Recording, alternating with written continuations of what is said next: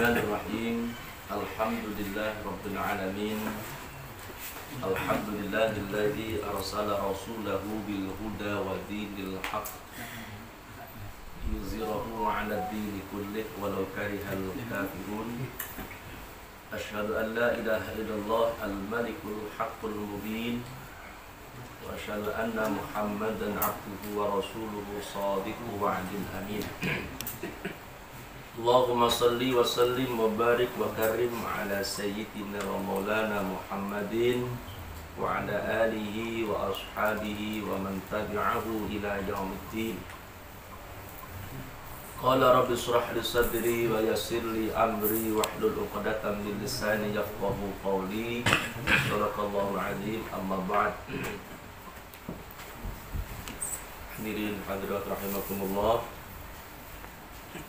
Yang pertama dan paling utama, mari kita panjatkan rasa syukur kita kehadirat Allah Subhanahu wa taala bi qauli alhamdulillah rabbil alamin. Atas segala limpahan rahmat nikmat yang Allah berikan kepada kita, sehingga pada malam hari ini kita ngawali perdana kajian kita yang sekian lama karena kondisi belum bisa kita aktifkan. Alhamdulillah pada malam hari ini bisa kita aktifkan kembali. Mudah-mudahan apa yang kita lakukan ini diridhoi oleh Allah Subhanahu wa taala. Yang kedua kalinya salawat dan salam Allah senantiasa tercurah limpahkan pada uswatun hasanah kita, junjungan kita Nabi besar Muhammad SAW, serta keluarga, para sahabat, para tabi'in, para tabi'in, para ulama amilin, orang-orang yang mencintai Nabi, menjalankan sunnah-sunnah Nabi hatta yaumul qiyamah. Ila hadratin Nabi Mustafa Rasulullah Muhammad SAW, wa khususan al-muallif fi hadzal kitab al-Fatihah. A'udzu billahi minasyaitonir rajim. Bismillahirrahmanirrahim. Alhamdulillahirabbil alamin arrahmanir rahim maliki yaumiddin. Iyyaka na'budu wa iyyaka nasta'in ihdinas siratal mustaqim. Shiratal ladzina an'amta 'alaihim ghairil maghdubi 'alaihim waladdallin. Hadirin hadirat rahimakumullah. Sebelum kita melanjutkan materi, kelanjutan dari sebelum-sebelumnya, kita mereview kembali untuk kajian sebelum-sebelumnya, karena sudah sekian lama kita tidak menyampaikannya lagi. Yang pertama, di bab pertama kita membahas tentang rukun Islam. Pentingnya rukun Islam itu ya dalam kehidupan kita, karena ini adalah pintu jika kita ingin masuk surganya Allah. Rukun Islam semampu kita harus penuhi dulu. Kemudian yang kedua, yang pembahasannya di kitab ini, yakni arkanul iman, ya, fondasi iman ini harus kita pahami. Ada 3 hal fondasi pokok ya keimanan kita ini, yakni aslul iman salasatun. Yang pertama adalah Islam, iman, dan ihsan, yang tidak bisa kita lepaskan ya dalam diri kita. Islam sudah kita ketahui bersama, di bab pertama sudah disampaikan ya, harus ada 5 hal ketika orang itu memeluk agama Islam, ya syahadat, ya sholat, zakat, puasa, haji bagi yang mampu. Kemudian baru kepada tahapan yang kedua, iman. Iman itu secara maknawiyahnya qiyamul qalbi bi wadha'ifil istislam, yaitu pengakuan yang tugasnya adalah dengan hati, artinya meyakininya dengan hati. Kalau Islam itu secara lisan atau secara harokah, tapi kalau iman itu hubungannya dengan hati. Ya, iman kepada Allah, malaikatnya Allah, Rasulnya Allah, kitabnya Allah, qadarnya Allah, hari kiamat itu adalah iman arahnya, yang tidak bisa dibuktikan dengan rasional. Ini harus dipahami dulu pondasi-pondasi di dalam keislaman kita ini. Ketika orang sudah bisa mengakar ini iman, kondisi apapun akan semakin bisa kita lalui bersama. Apalagi ujian, ya, virus dan seterusnya, ini dibutuhkan keimanan yang kuat. Kemudian yang selanjutnya ada sifat wajibnya Allah, juga dibahas sebelumnya. Ada 20, Allah wujud, qidam, baqa, khulafatul, sendiri sampai seterusnya. Ada sifat jaiznya Allah. Apa sifat jaiznya Allah itu? Fi'lu kulli mumkinin aw tarkuhi. Itu melakukan segala yang mungkin atau meninggalkannya. Itu adalah sifat jaiznya Allah. Dan sifat wajibnya Rasul, ya, ada 4 itu. Ada sidik, fakona, amanah, tabligh, dan seterusnya. Penjelasannya sudah kita paparkan. Kemudian yang selanjutnya yang juga penting, pembahasan selanjutnya ini yang kaitannya dengan syariat. Ya, jadi dalam kitab ini memang komplit.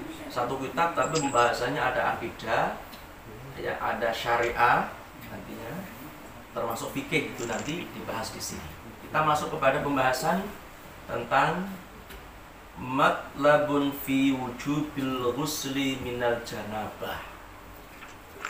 Membahas tentang wajib, ya, mandi wajib atau mandi besar. Nah, hakikatnya ada yang sifatnya mandi wajib karena sunnah, ada mandi wajib itu karena hadas besar. Yang karena sunnah itu ya diantaranya ketika orang sholat Jumat, ya, Idul Fitri, Idul Adha, kita mandi besar itu sunnah, tidak wajib.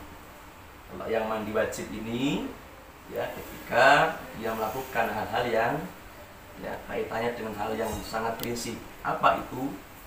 Wa in kana alaihi janabatun min mujama'atin aw khuruji maniyin binaumin al ghairi lazimahu ghuslu jami'i badanihi ma'a niyati raf'il janabah. Ya, kalimat singkatnya. Sekarang penjelasannya bagaimana tentang mandi janabah ini.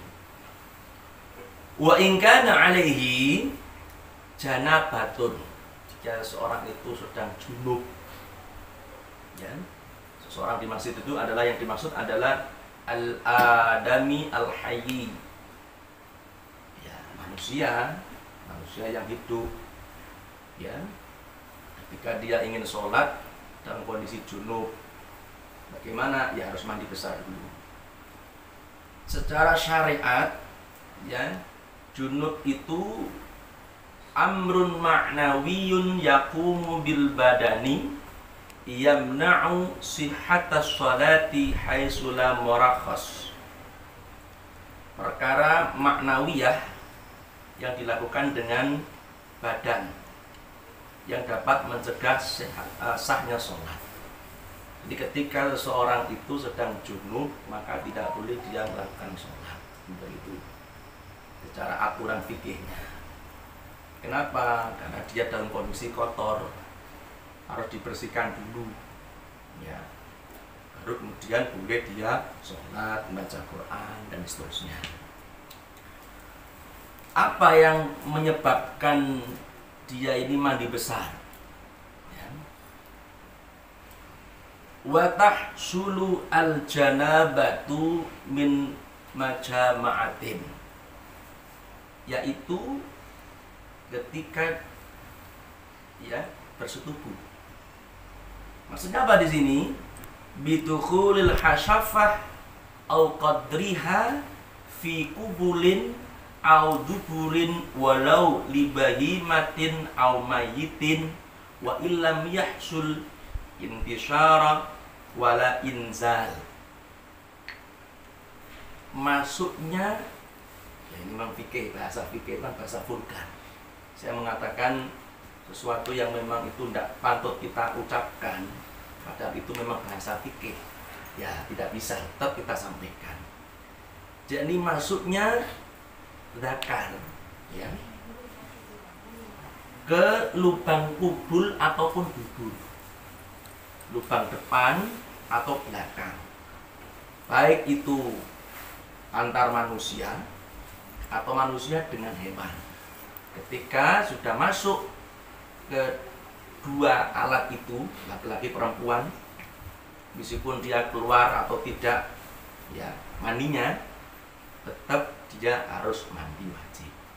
Walau nasian, walaupun dia lupa melakukan itu, sudah melakukan tapi lupa, ya tetap mandi, ya.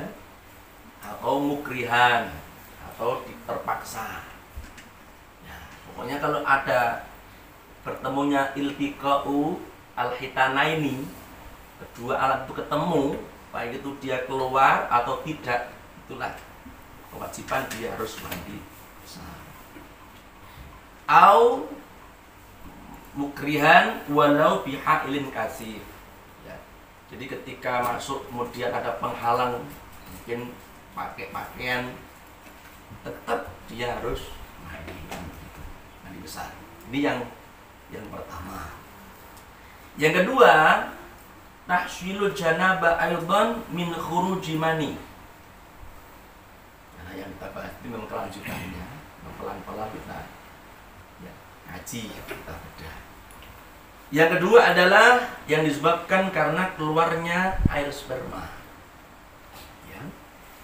Apa maksudnya? Ai maniyu nafsul kharij minhu awwalu marratin min tariqatil mu'tadi, ya, keluarnya mani yang disebabkan karena keluarnya dengan sendirinya pertama kali dari jalan yang biasa. Ya, seorang itu kalau sudah balik itu kan dengan sendirinya akan keluar. Kapan itu? Ya ada aturan fikihnya. Di antaranya kalau sudah umur 15 tahun bagi laki-laki, ya. Kemudian umur 9 tahun pun kadang sudah keluar, ya sudah balik. Kalau sudah balik berarti kewajiban dia kepada Allah harus dijalankan. Ya, itu tandanya, tanda baliknya di situ. Yang disebabkan karena binaumin al-ghairi, bisa jadi keluar itu posisi dia tidur atau dalam posisi dia tidak tidur.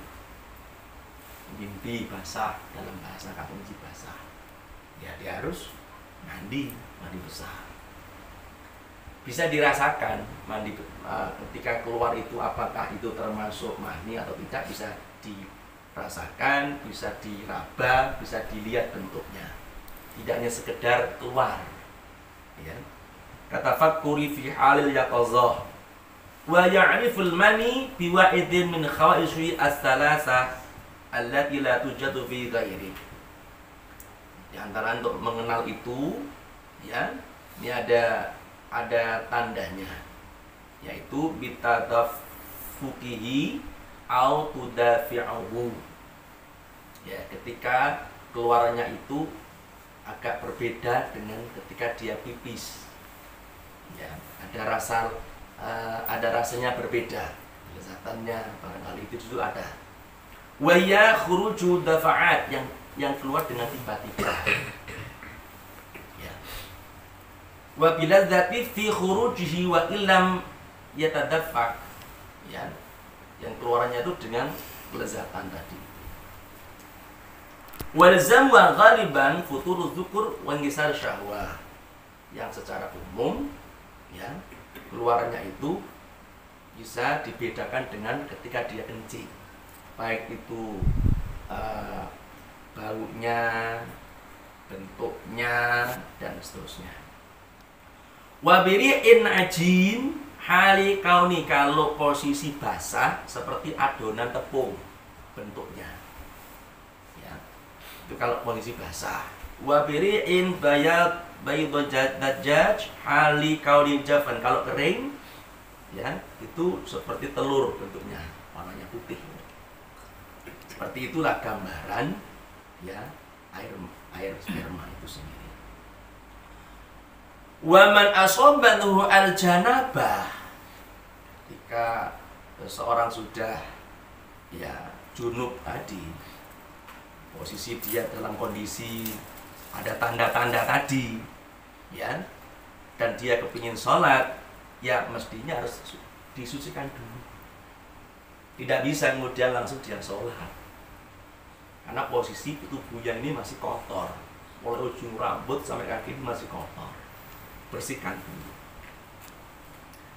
Lazimuhu, yang itu lazim, wajib ya, amrani sawa'un kana al-ghuslu wajiban aw manduban. Mandi besar itu baik itu mandi yang memang wajib ya, dalam kondisi yang tadi yang saya katakan ya, pertemunya dua alat kelamin, kemudian keluarnya mani seterusnya, atau mandi sunnah dalam posisi sunnah, mandi besar tapi sunnah ya, ngakhiri Jumatan itu kan sunnah, mandi besar tapi sunnah, yang sifatnya tidak wajib. Kemudian wahuma, apa dua hal ya, perkara yang memang itu menjadi rukun ketika mandi. Yang pertama, ghuslu jami'i badanihi ya, membersihkan seluruh badan mulai ujung rambut sampai kaki. Bagaimana penjelasannya itu? Min sya'rihi walau lihyatin kasifin wa basyaratu hatta al-atsfar wa ma tahtaha. Jadi rambutnya, jenggotnya yang tebal, barangkali yang punya jenggot ya, rambut jenggotnya yang tebal itu tetap harus kena air.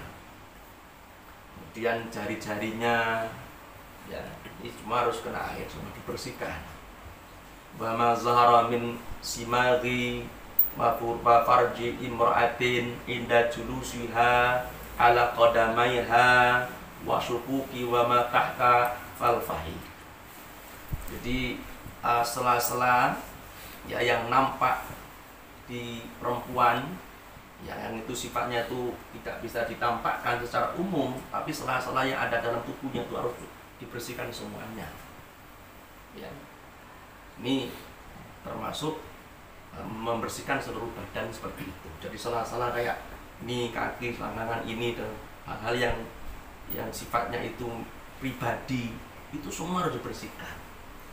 Nggak bisa hanya sekedar ya mengalirkan air dalam tubuhnya dia, badannya tidak cukup, disertai dengan ya bersih mulai ujung rambut sampai kaki.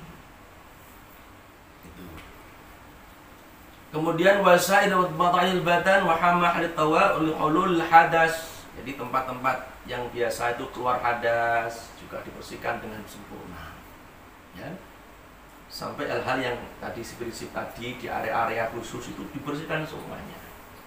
Ini yang pertama. Yang kedua, ma'aniyatir rafil janabah, disertai dengan niat. Ini hanya sekedar mandi tanpa niat mandi junub, ya ndak sah mandinya. Kan begitu. Yang kedua, yang tadi pengertian ma'aniyatir rafil janabah, pengertian dari niat menghilangkan hadas besar. Wa zalika ghuslu ma'aniyati raf'il janabah fayanwil junub, niat mandi junub, raful junub wal haid ya, niat untuk menghilangkan junub ya, menghilangkan ya dalam posisi hadas itu ya. Kemudian ketika haid ya, dia harus juga mandi besar, nifas mandi besar, geladak mandi besar ya. Itu adalah hal-hal yang diwajibkan mandi besar. Ada hal yang barangkali tidak umum orang untuk diketahui, yang termasuk sunnah mandi, Pak. Barangkali kalau orang melakukan dua hal tadi cukup secara umum syariatnya, meratakan air dalam tubuhnya mulai ujung rambut sampai kaki disertai dengan niat cukup. Tapi ada hal yang sunnah yang barangkali jarang orang melakukan, barangkali kalau tidak paham nanti. Yang pertama apa? Qiraatul basmalah, membaca bismillah fi awalil ghusl, di awal mandi. Yang kedua al-wudu ya, qabla al-ghusl, wudu dulu Pak. Sebelum mandi besar itu wudu dulu. Itu sunnah, bukan wajib sunnah. Ya. Kemudian menggosok-gosok tadi saya katakan tubuhnya. Kemudian mendahulukan tangan kanan ya ke kiri.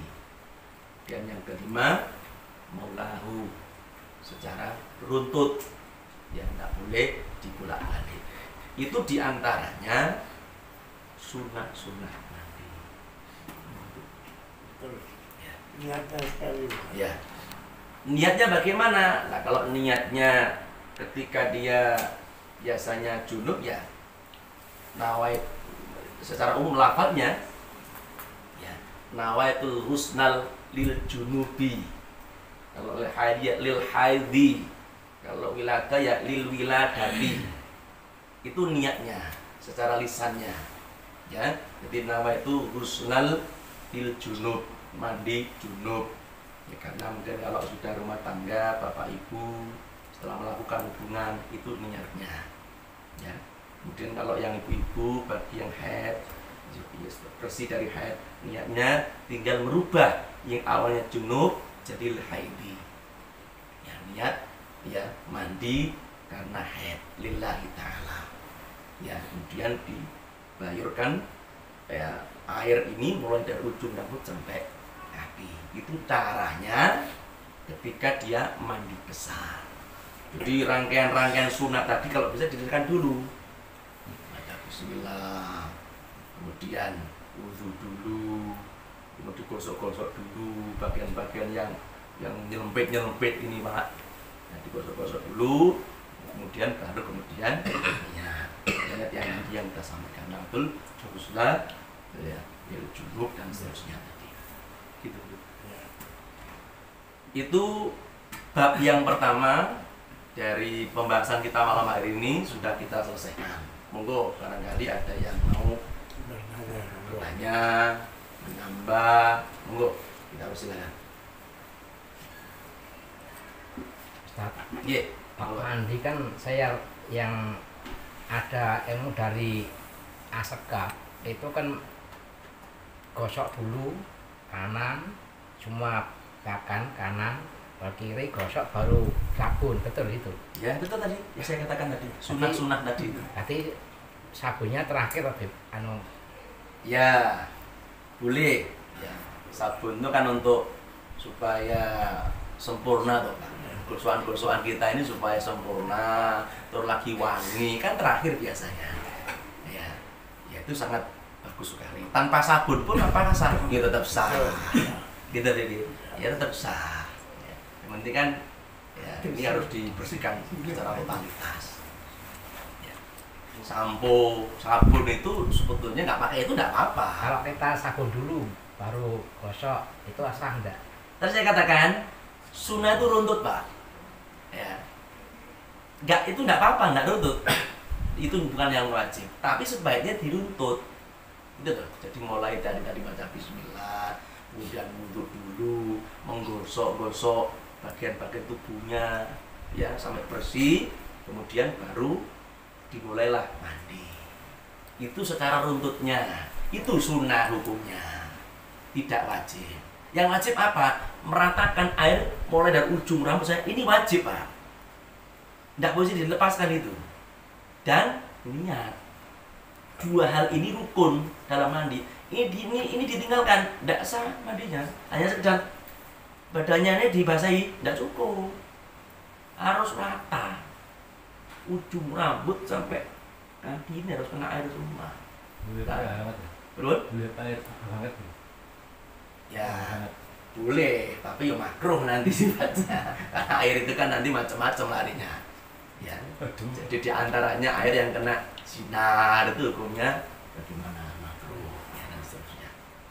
Sinar matahari. Pak, Iya. saya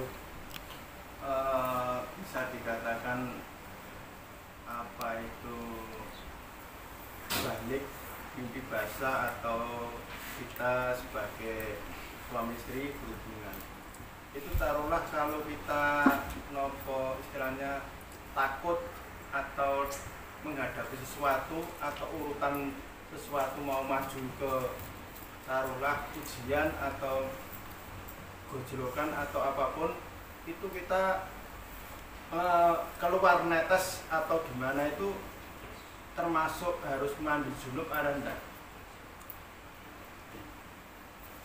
Jadi yang dikatakan sperma itu sama mati itu lain. Nah, kalau tidak ada pasal yang diceritakan tadi atau ada keluar itu mungkin mandi, tidak perlu mandi. Dilanjut dulu. Oke.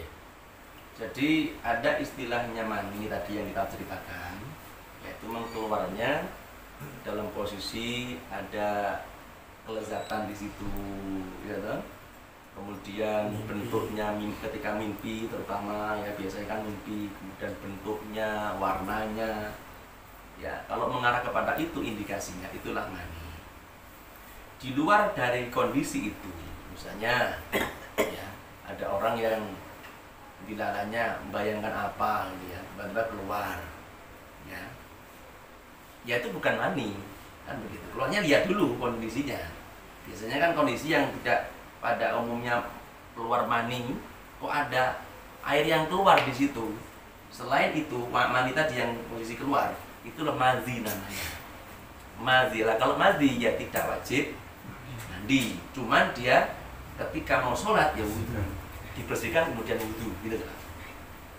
Beda kalau itu memang mani, ya air mani ya harus mandi besar ya, kemudian baru bisa sholat. Kalau mandi tidak harus mandi besar, cukup wudhu kemudian baru lanjut sholat.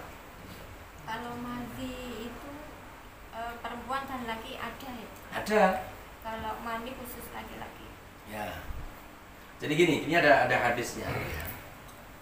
An Ummi Salamah anna Ummu Salim qalat ya Rasulullah anna Allah la yastahyi minal haqq fahal 'alal mar'ati al-ghusl idza ihtamalat qala na'am idza ra'at ma. Ya. Dari Ummu Sulaimah bahwasanya Ummu Salim berkata, ya Rasulullah, ya sesungguhnya Allah tidak malu ya tentang kebenaran, menyampaikan kebenaran. Apakah seseorang perempuan itu mandi ketika dia ihtamalat, ya keluar mani tadi, sama berarti bahasanya, ya keluar sperma. Qala na'am idza ra'at ma, ketika perempuan itu melihat air itu. Ya, kalau perempuan itu biasanya apa? Kalau laki-laki kan sel sperma, kalau perempuan sel telur kan begitu. Itu secara umumnya ilmu biologi. Tapi tanda-tandanya sama, keluar. Jadi kalau perempuan yang lebih tahu. Ya. Tapi secara fikihnya di sini katakan sama. Hadisnya dikatakan di sini ketika idaraatil ma, ketika dia melihat air. Ya air apa? Ya air tadi, mani tadi. Kalau itu keluar berarti mandi. Enggak, yang lain. Oke. Oke. Saat mandi besar tadi wajib tadi. Kita mengguyur dari rambut, ujung rambut sampai ke bawah, tapi identik halaya itu kan sampuan gitu loh. Nah, padahal air sudah campur sama sampo itu sudah enggak, bukan air lagi. Nah itu gimana? Iya Pak, gini. Jadi sebaiknya itu yang substansi dulu yang dijalankan. Substansinya apa di situ? Air Pak. Bukan sampo, air. Berarti hakikatnya niat itu bersamaan dengan ketika kita mengguyur air, tidak mengguyur dengan sampo. Setelah itu Ya, setelah itu baru sampoan, gitu loh Pak. Ya. Jadi air dulu yang murni dulu Pak. Ya, katakan orang sampo baru tidak, secara murni dulu ya air dengan niat ya dibayarkan mulai ujung rambut sampai kaki. Nah, mau nanti dikasih kondisioner lah, mau kasih apapun itu terserah. Ya setelah tadi itu. Ya, setelah semua dibayur dengan air secara alamiah, baru kemudian ditambah dengan pentil lah, sampo, kulit, terserah, silahkan ya, untuk agar rambutnya ini tambah lebih bagus lagi. Tanpa sampo pun tidak ada masalah. Secara hukum dia mandi pun sah. Jadi yang membuat sah itu bukan karena sampo, Pak. Iya. Ya, karena sampo tidak susah nanti kalau orang nggak ada sampo. Ya, itu hanya untuk ya supaya lebih bersih, ya supaya rambutnya nggak kutul, supaya rambutnya ini betul-betul ya sehat, hasilnya sampo. Gitu. Tanpa sampo pun nggak ada masalah. Jadi substansinya adalah bagaimana air secara alami ini mengenai rambut sampai ujung kaki. Ya, terlepas sampo loh, Pak. Baru setelah itu disampoi. Nah, gitu.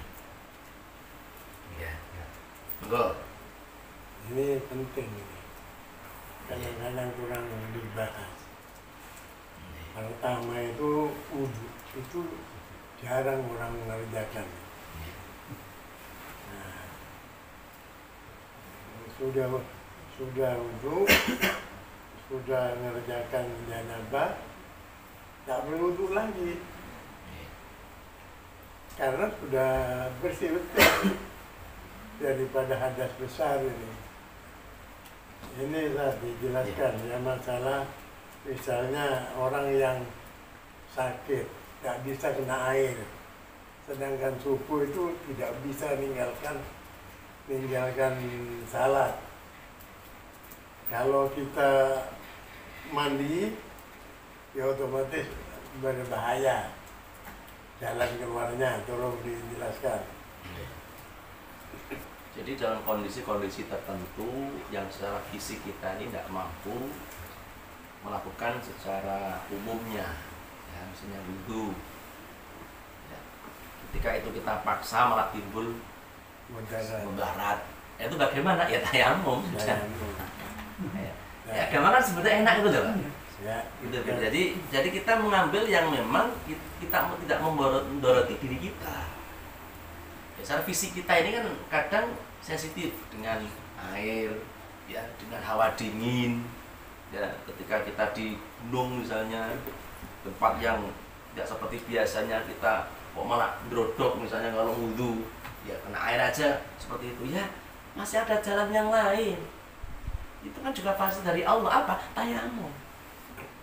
Ya, sama orang bepergian keluar kota, ya, ada fasilitas jamak, ya gunakan.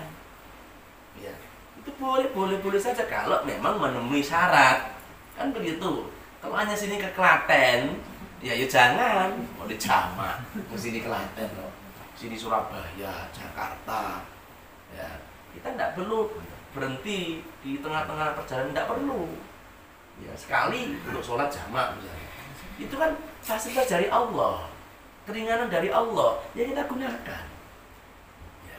Jadi semua itu kalau mampu kita pahami dengan baik, agama itu betul-betul membuat kita ini tidak terbebani, Pak. Ya. Enak menjalankannya. Kenapa? Karena kita memahami. Ya. Tidak harus saklek, harus berpijak, tergantung kemampuan kita ini. Ya. Yang lain, Pak. Itu jamaah itu dilakukan dulu apa pasang? Ya. Jamaah itu tidak semua waktu, Pak, tidak semua sholat.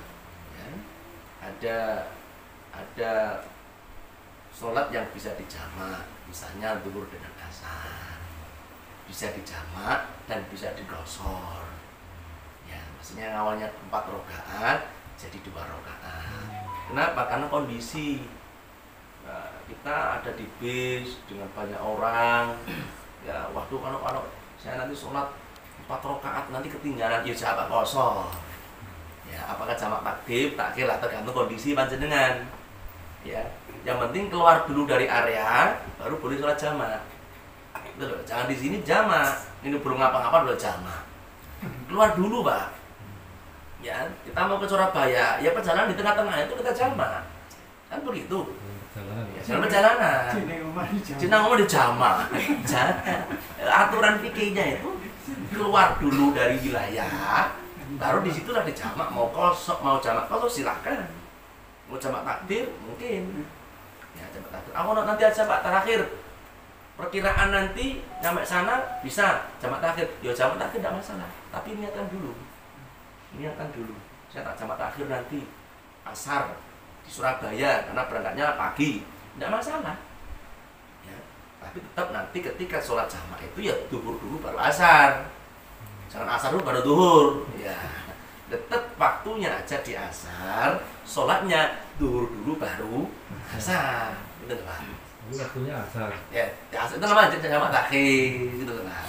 Nek jamak takdim berarti duhur, waktunya di duhur, duhur dulu baru asar. Di awal. Hanya waktunya saja. Jadi kalau jamak takhir itu waktunya di akhir, nek jamak takdim waktunya di awal. Itu fasilitas dari Allah untuk kemudahan hambanya, supaya hambanya itu tidak meninggalkan sholat.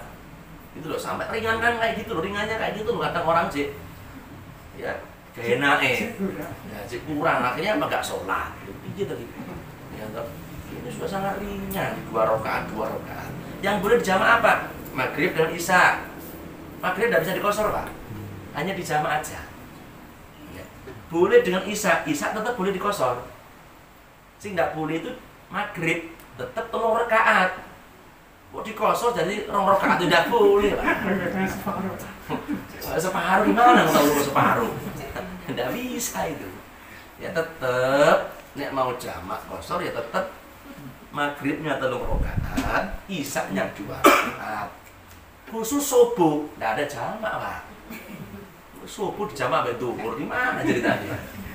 Tidak boleh, subuh mandiri sudah satu tok itu. Ya, kalau mungkin keringan lah lain lagi. Ya, tapi intinya subuh tidak bisa dijamak diri sendiri. Ya, gitu. Ya, yang penting jangan ngada-ngada. Jangan jarang. Kalau kita tidak jarang dikasih solusi yang paling ringan. Ya, jadi agama itu mudah, tapi jangan dipermudah. Mudah agama itu, mudah sekali. Tapi jangan dipermudah.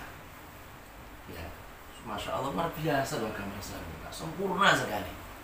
Cuma manusianya itu loh yang masih ya membodohi diri sendiri, tidak mau dengan aturan-aturan Allah itu sendiri.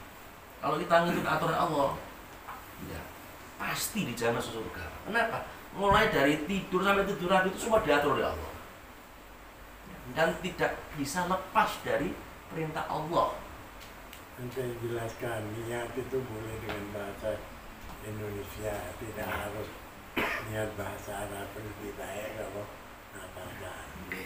Masalah niat itu. Iya, jadi niat kalau kita ya umumnya pemahaman kita lah supaya meyakinkan niat kita maka dijaharkan gitu Pak ya, mau sholat, mau mandi, mau wudhu ya, kalau ya, dia membaca niat pemahaman kita boleh-boleh saja. Tapi ada pemahaman yang lain, niat itu dalam hati. Ya, tidak boleh dilafalkan. Niat, namanya niat dalam hati, dipahami secara kaku di situ. Makanya ketika ada orang sholat, kan biasanya baca usolli, kan begitu, usolli fardhu. Bagi saudara kita, tidak pakai usolli langsung Allahu Akbar. Kenapa? Niat dalam hati. Kalau kita tidak, untuk supaya setrumnya hati itu tinggi, semakin tinggi, lafalkan usolli. Ya, ini dalam nyambung hati itu Pak. Ya, memudahkan hati untuk bisa gatuk dengan apa yang kita lakukan. Itu intinya ketika kita jaharkan itu. Ya, bukannya apa-apa. Kalau orang-orang awam itu kan mesti ya, supaya hati ini nyambung ketika dia melakukan itu ya dengan dilafalkan itu. Kalau tidak mau dengan lafal, boleh-boleh saja, tidak masalah. Enteng kok sebetulnya itu. Mau dilafalkan boleh, tidak ada masalah. Kadang-kadang dilafalkan keliru. Loh, dilafalkan saja keliru katanya. Jadi sebetulnya mudah lah kita dalam beragama itu. Yang sulit itu orangnya, Pak. Apa yang perlu ditanyakan itu perlu penting ini. Pelajaran-pelajaran kayak gini supaya tuntas. Misalkan tarte mandi tadi, kita mandi biasa dulu, bersih-bersih, apa yang menghalangi yang dari di kulit itu kita bersihkan, sabunan, samponan. Nah, bekas sabun atau sampo itu udah bersih, lalu kita wudhu dengan tidak membatalkan wudhu itu, lalu baru niat mandi. Seperti itu, apakah boleh? Gini Pak, gini Bu ya. Yang harus dipahami ya, terutama nanti yang ketika dia wudhu kemudian batal. Ada mungkin penjelasan setelah ini ya, mungkin waktunya karena depan. Itu hal-hal yang membatalkan wudhu, diantaranya apa? Kulit ini namanya kulit dalam ya, ini namanya kulit luar.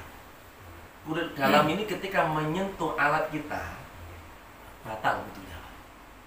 Tapi ini luar tidak batal. Ini alat kita yang saya ya, ini alat kita. Ini tangan ini menyentuh yang bagian dalam ini, gini batal wudhunya. Ya, baik itu punya sendiri atau punya orang lain. Ya. Tapi kalau gini tidak batal. Itu pemahaman Syafi'iyah. Ini yang dibahas fikih Syafi'iyah loh Pak. Ya. Jadi bukan fikih Hanafi, tidak, ini Syafi'iyah. Nanti ada penjelasannya detail. Dalam bab nawaqidul wudu, hal-hal yang membatalkan wudu. Di antaranya adalah yaitu menyentuh bagian dalam dakar dengan tangan dalam ini. Nah, ini batal ya ini. Jadi begini, ya, yang sempurnanya mandi janabah itu seperti yang dijelaskan Ustaz, jangan cerita sabun sama sampo. Itu kedua. Selesaikan wudhu dulu, cuci bersih betul, mandi tidak tutup. Selesai itu sudah niat, ya kan sudah niat, sudah wudhu niat, mandi janabah sudah bersih semua, baru sampoan sama sabunan monggo. Karena zaman dulu udah ada sabun sama sampo, yang ada kan sekarang itu dinomor duakan, jangan dinomor satukan.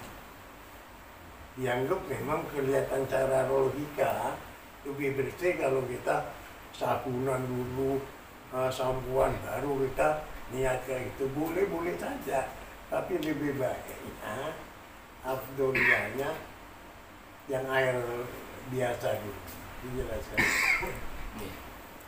Jadi setidaknya mandi junub apa? Berapa waktunya belum diterangkan. Setidaknya jedahnya. Ya. Oh, jedahnya. Jedahnya gimana maksudnya, Pak? Berapa lamanya. Oh, lamanya. Lamanya nggih. Gini Pak ya. Ini kan kaitannya dia beramal. Ya, terutama sholat, baca Quran. Ya, kalau zikir kan sifatnya tidak harus menunjukkan wudhu. Ketika kita belum bersih tubuh kita, ya, kemudian sholat tidak bisa, maka ketika kita melakukan hubungan misalnya malam hari, ya semestinya sebelum subuh harus sudah mandi. Kenapa? Kita akan melakukan sholat subuh. Itu contohnya. Kemudian saya melakukannya itu baru subuh. Kita tidak langsung mandi, nunggu sampai jam 12, ya tidak masalah.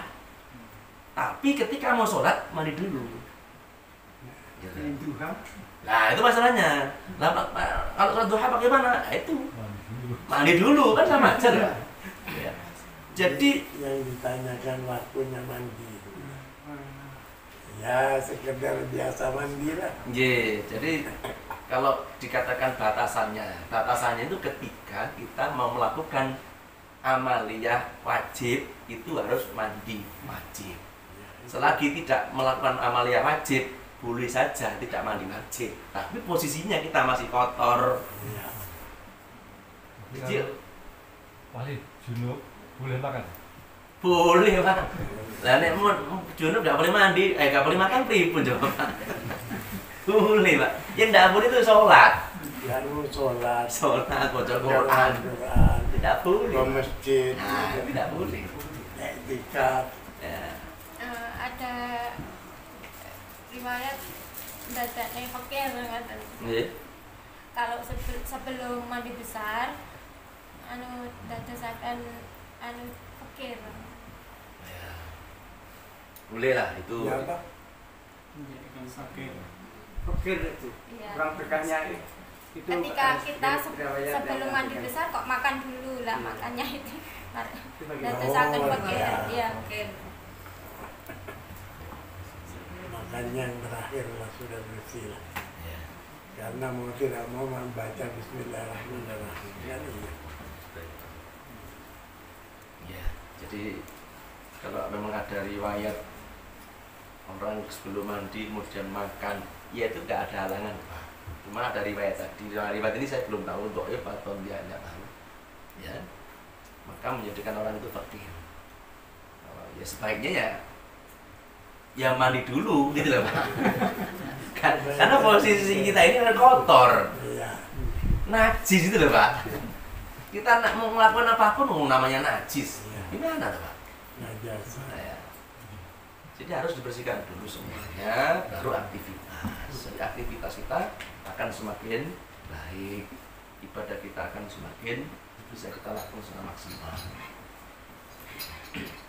Kalau keluarnya mani suami itu dikeluarkan dengan tangannya istri lah. Istrinya itu apa wajib mandi?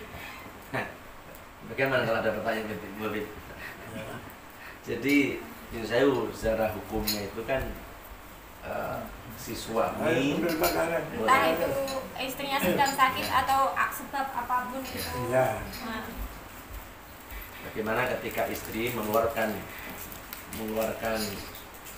ya punyanya laki-laki, Ya. suaminya, terus apakah istrinya ini mandi gitu? Iya. Banyak. Jadi begini. Yang wajib itu yang laki. Tapi yang perempuan itu juga wajib mandi karena dasarnya dari laki. Ada juga di pinggir. Jadi kalau yang kita pahami yang di sini di dalam hadis bersetubuh ini ya, idza iltaqa al khitanani. Jika dua alat itu bertemu, mau keluar mau tidak keluar semuanya ketemu. Iya. Ya, itu mandi dua-duanya. Iya. Ya. Tapi kalau ini kan yang satu yang keluar tidak ketemu maksudnya. Ya, posisinya dengan menggunakan alat yang lain, maka karena nggak ketemu di tempat yang memang itu dituju, ya tidak mandi kalau yang perempuan. Yang mandi laki-laki. Ya laki-laki saja. Kenapa? Karena yang penting itu laki-lakinya itu sudah keluar. Yang di hadis di sini adalah ketika bertemu dua alat tadi, ketemu dalam arti yang mengisi tubuh dan sebagainya, mau keluar mani atau tidak, tetap mandi. Itu nek kami karena ada hadisnya di sini. Ya. Tapi kalau dalam posisi hanya perempuan kemudian mengeluarkan punyanya suami, itu dia bagaimana? Nek dalam pemahaman kami istrinya tidak mandi wajib, hanya suaminya saja. Kenapa? Tidak ketemu, ya, tidak ketemunya dua alat tadi. Tapi laki-laki kalau misalnya itu ya nabrak istrinya, meskipun istrinya ini dihalangi dengan pakaian, tetap dua-duanya harus mandi. Mampu ya?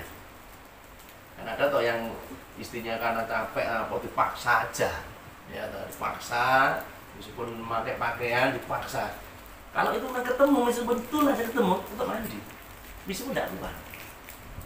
Kenapa? Yang di kontennya di sini, ketika dua aling ketemu gitu, mau pakai aling-aling, mau nggak pakai aling-aling, tetap harus mandi.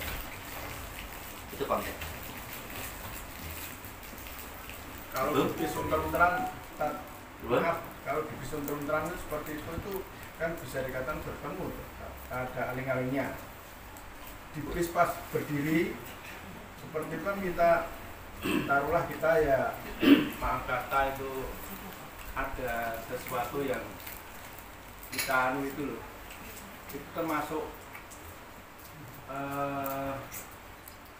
membatalkan kita atau bagaimana Tat?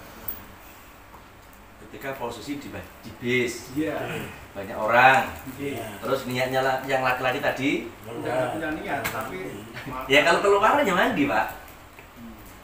Kalau keluar loh, mau kondisi keluar kok. Mandi ya. kan gitu.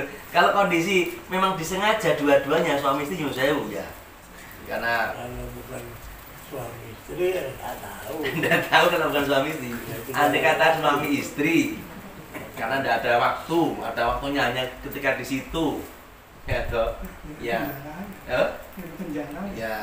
ya itu tetap mandi Pak. Andai kata itu terjadi ketemu tadi, kita ilfaqo al khitanani, jadi konteksnya di situ.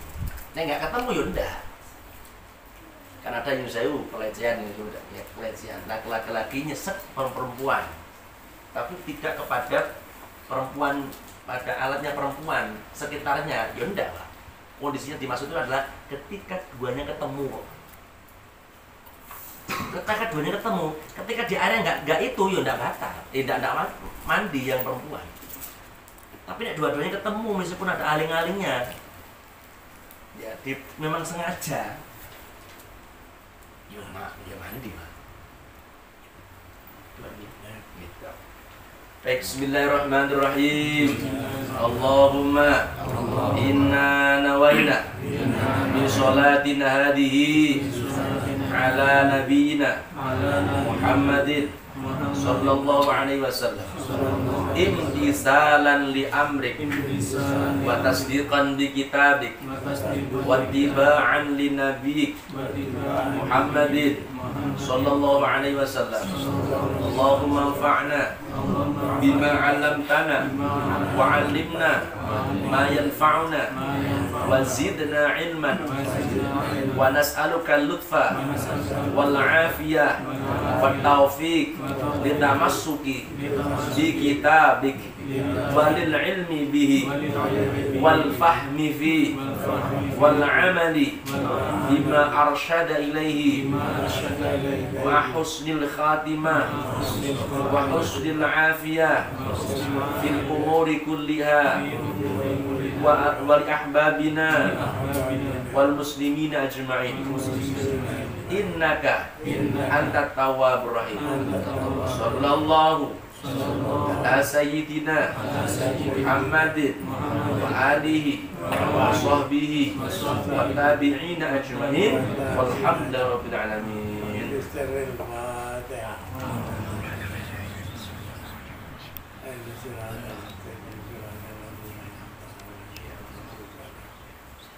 ربنا تقبل منا يا رب انك انت السميع العليم وتب علينا انك انت التواب الرحيم الحمد لله رب العالمين.